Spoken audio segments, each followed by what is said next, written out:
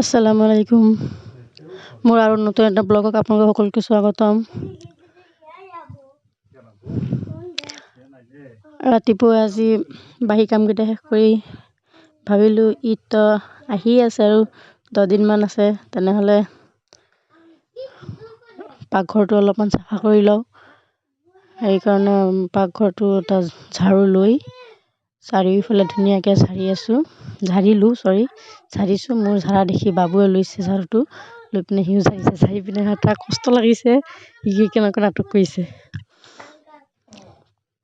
তাক পঠাই দি মই আকৌ এইবিলাক কেইটামান বস্তু থোৱাৰ কাৰণে এটা চাং পাতিছিলোঁ। সেই চাংটোত গোটেইকেইটা বস্তু এটা এটাকৈ নমাই, বহুত দিন ধৰি চাফা কৰা নাই যে লেতেৰা হৈ গৈছে, সকলোবিলাক বস্তু গোটেইকেইটা নমাই থৈ ধুনীয়াকৈ ঝাৰি লৈছোঁ বাঢ়নি দি। ঝাৰি লৈ আকৌ বস্তুকেইটা ধুনীয়াকৈ কাপোৰ এটাদি মুচি চাউলৰ বাল্টি আৰু টিং হাবি জাবি যিবিলাক আছে সকলোবিলাক মুচি ধুনীয়াকৈ তুলি থৈ দিছোঁ।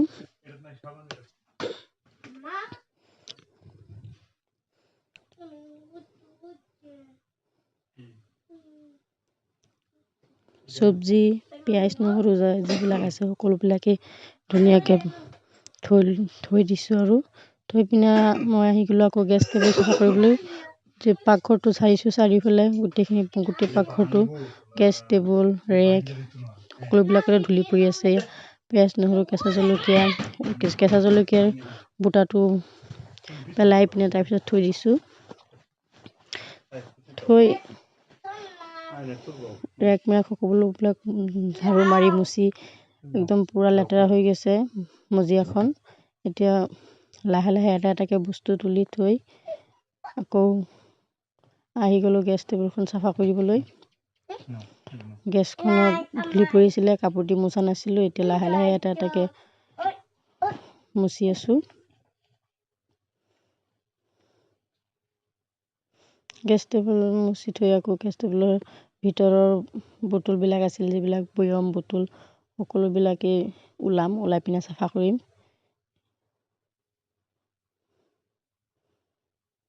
এতিয়া এটা এটাকৈ সকলোবিলাক বটল বৈয়াম সকলোবিলাক ওলাই লৈছোঁ। বহুত দিন ধৰি চাফা কৰা নহয়, লেতেৰা হৈ গৈছে একদম বেছি। চাফা কৰি মুচি লাহে লাহে থৈ আছোঁ এটা এটাকৈ চাফা কৰি লৈ আৰু ওলাই পিনে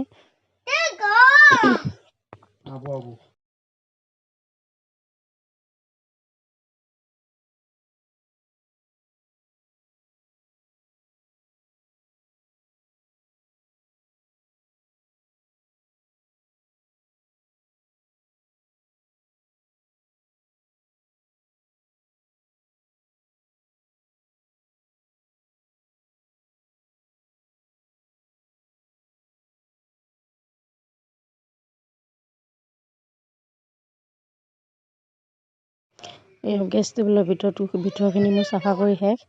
সেইফালে এতিয়া যাম ৰেকটো চাফা কৰিবলৈ।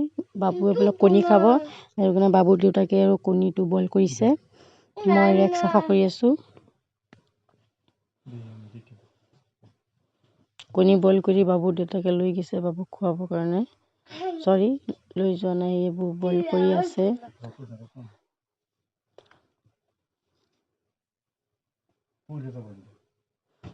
থিয় হৈ বইল কৰি আছে। মই কামত বিজি আছোঁ যে, সেইটো কাৰণে মোক আৰু কোৱা নাই, নিজেই বইল কৰি লৈছে।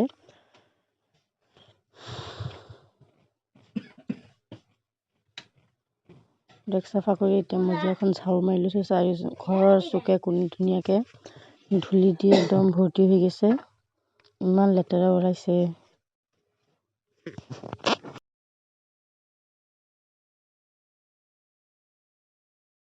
মই পাকঘৰত এইখিনি কাম কৰি থাকোঁতে বাবুৱে একদম বাথৰুমত আহি পানী পেলাই দিছে। পানী লৈ পিনে তাই গা ধুই আছে অকলে। কমফৰ্টৰ বটলত পানী ভৰাই তাৰ গাত ঢালি আছে। দেখা পাইছে কেনেকুৱা বদমাচি কৰিছে। ঘৰটো আধা ঝাৰু মাৰি আহি পিনে বাবুক আকৌ গা ধুৱাই তাৰ দেউতাকক দিছোঁ হাত মুখত তেল লগাবৰ কাৰণে। মই আকৌ আহি গৈছোঁ পাকঘৰত, আহি পিনে আধা ঝাৰু মাৰি থৈ গৈছিলোঁ। এতিয়া সম্পূৰ্ণ কৰি ঝাৰু মাৰিলোঁ আৰু যিবিলাক খৰি কাটি পলিথিন এইবিলাক বাছি লৈছোঁ। জুই জ্বলাই দিম, পেলাই দিলে মাটিত নপচে যে, সেইটো কাৰণে জুই জ্বলাই দিম আৰু পচি যাব। ঘৰখন ঝাৰু মাৰি ৰেকটো চাফা কৰিছিলোঁ। ৰেকৰ বিচুৱাই টিলপাৰকেইটা এইকেইটা চাবোন দি ধুনীয়াকৈ ধুই দিছোঁ। ধুই পিনে ৰ'দত শুকাই আনি আকৌ এটা এটাকৈ পাৰি লৈছোঁ। পাৰি সকলোবিলাক বস্তু ধুনীয়াকৈ মুচি ধুই পিনে বস্তুকেইটাও থৈ দিছিলোঁ। এতিয়া এটা এটাকৈ মুচি ধুনীয়াকৈ ভাজ কৰি থওঁ। প্ৰথমতে কুকাৰ, কেৰাহী, পাল্লা এইবিলাক ভাজ কৰি থৈ দিছোঁ। তাৰপিছত সেয়া হালধি ঘূৰাৰ বৈয়াম, জলকীয়া গুড়িৰ বৈয়াম, নিমখৰ বৈয়াম এইবিলাক আনি এটা এটাকৈ ৰেকত ভাজ কৰি থৈ দিছোঁ। গ্লাছ, কাপ যিবিলাকে আৰু আছে সৰু মৰু বস্তু ভাজ কৰি থোৱা শেষ। ফাইনেল লুকটো এইটো চাওক। মোৰ ঘৰৰ কাম, পাকঘৰৰ কাম শেষ, চাফা কৰি শেষ। এতিয়া আজি এইখিনিলৈকে কাম কৰিলোঁ। আজি আৰু একো কাম নকৰোঁ পাকঘৰত। ৰোজা ৰাখি ইমান কাম কৰিব নোৱাৰি। এতিয়া দুপৰীয়া গা পা ধুই আহি ইফতাৰ বনালোঁ। ইফতাৰ বনাই ইফতাৰ কি বনালোঁ আজি? ইফতাৰ খিচিৰি, বুট এইবিলাক বনাইছোঁ। থেংক ইউ, বাই।